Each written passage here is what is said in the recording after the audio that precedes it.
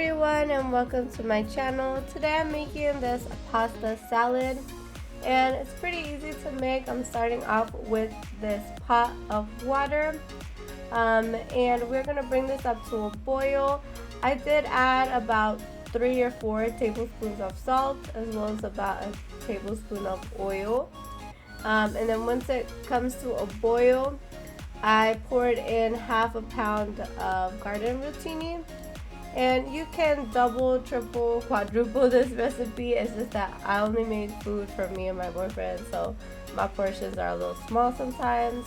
So that's what I did. Half a pound of cooked pasta is what I used.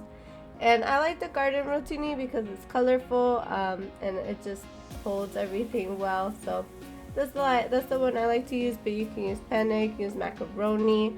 There have been times a lot of times I'll just use macaroni. But this one's my favorite just because it's colorful. And you just leave it there. You don't have to do much. The oil keeps the pasta from sticking to each other. But every couple minutes I come back and stir it. And after about 10 minutes, just give it a taste. Make sure it's not hard anymore. It's soft and tastes good. Doesn't taste like bitter or raw anymore. And you're good. It's all done. So I just took it off the heat there and I drained the water with this white colander or whatever it's called, this plastic thing. So I just drained the pasta and then I do leave it there till it gets cold or like room temperature. It takes about 15-20 minutes for it to stop being so steamy. But because we're going to leave it here to cool, you don't want the pasta to stick together, so I did take about a tablespoon of butter and mix it in with a spoon, and then you can leave it there so it doesn't stick together. Once it's cooled off, I put it into this large glass bowl, and then I also put in about half of a 15.5 ounce can of mixed veggies. You can use your favorite mixed veggies.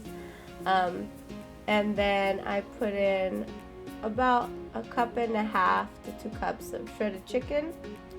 You can add more if you want, as well as a small can of whole corn kernels, because I love corn. And the small can is the 8.75 ounce can.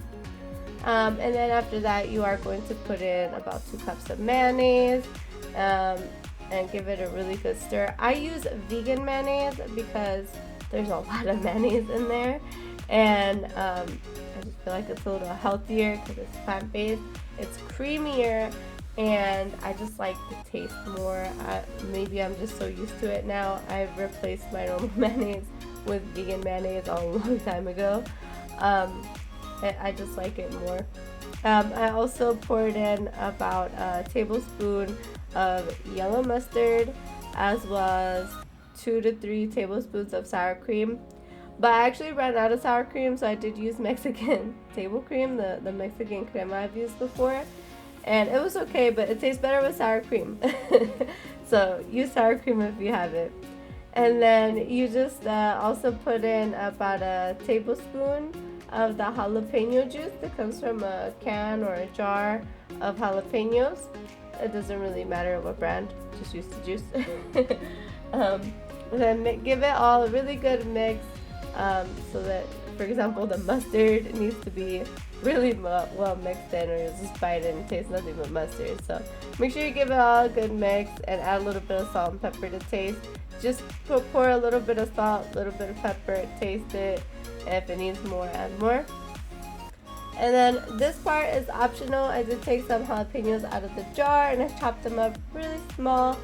I'm gonna say I used about 1.5 tablespoons to 2 tablespoons of chopped jalapenos, and I threw those in there. Sometimes I add this, sometimes I don't, but I really wanted that jalapeno taste in there. I just love the jalapenos, so I put them in there, and that's it. You just give it all another good mix and it's all done.